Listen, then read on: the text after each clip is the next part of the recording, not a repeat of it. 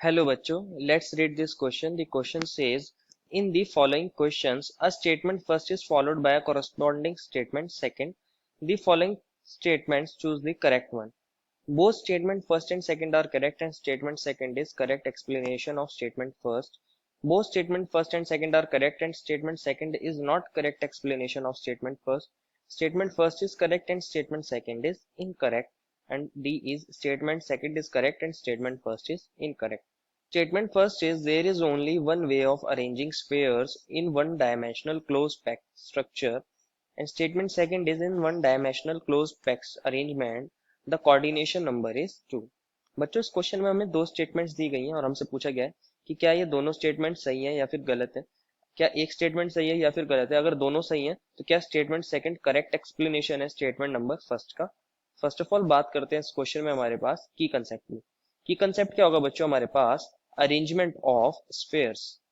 Spheres का arrangement किसके अंदर अरेंजमेंट देखना है हमें वन डायमेंशनल में हम स्फेयर्स को कैसे अरेंज कर सकते हैं इन 1D that is one dimensional. देखते हैं ये किस तरह अरेंज होते हैं इसको समझते हैं।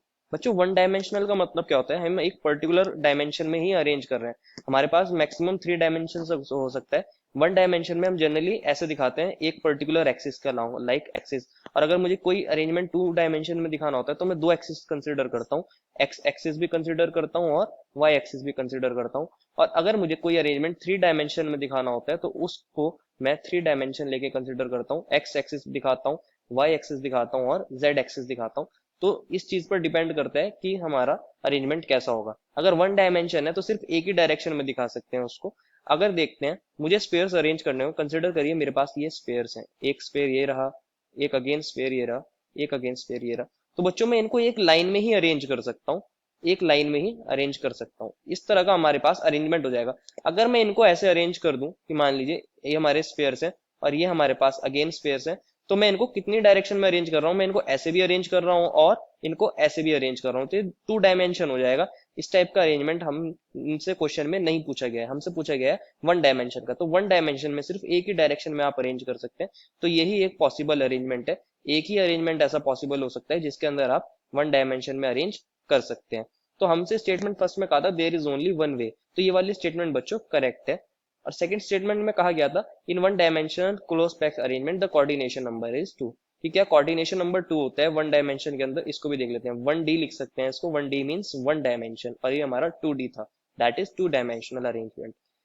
अब कोऑर्डिनेशन नंबर क्या होता है बच्चों, कोऑर्डिनेशन नंबर होता है नंबर ऑफ नियरेस्ट नेबर्स, कि हमारे पास नियरेस्ट नेबर कितने होते हैं, वही हमारा क्या होता है कोऑर्डिनेशन नंबर। अगर आप कोई भी स्फीयर ले लो, से ये वाला स्फीयर ले रहा हूं मैं, इसको लिख रहा हूँ 1, तो आप इसको ध्यान से देखोगे ये कितने स्फीयर्स इसके बहुत ज्यादा क्लोज है। एक तो ये वाला स्फीयर इसके बहुत क्लोज है और एक ये वाला स्फीयर क्लोज है। जो बाद के स्फीयर्स हैं ये इससे थोड़े से दूर है। जो सबसे पास है वो तो सिर्फ 2 स्फीयर्स हैं, तो इसका कोऑर्डिनेशन नंबर क्या हो जाएगा 2। तो सेकंड स्टेटमेंट में कहा था कि क्या इसका कोऑर्डिनेशन नंबर 2 होते हैं, तो ये बात बिल्कुल सही है। तो हमारी दोनों ही स्टेटमेंट करेक्ट है। लेकिन कोऑर्डिनेशन नंबर 2 होने की वजह से इसका एक अरेंजमेंट पॉसिबल है, ये नहीं, ये बात गलत है। अगर आप देखोगे इसका एक अरेंजमेंट पॉसिबल क्यों है, क्योंकि ये वन डायमेंशनल है, इसलिए इसको सिर्फ एक ही वे में अरेंज कर सकते हैं। लेकिन कोऑर्डिनेशन की वजह से इसको वन वे में अरेंज कर सकते हैं, ये बात गलत है। Therefore the final answer is option number B, both statements are correct but statement second is not correct explanation of statement number first. I hope you understood it well and best of luck.